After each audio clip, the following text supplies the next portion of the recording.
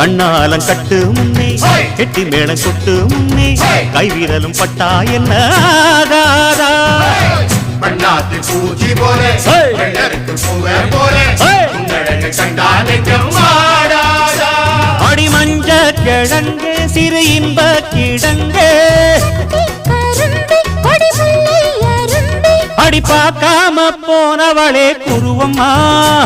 ஒரு பெண்ணென வந்தது பொண்ணுல பண்ணிய உருவமா குறுக்கு பாதையிலே மறுச்சி வழிக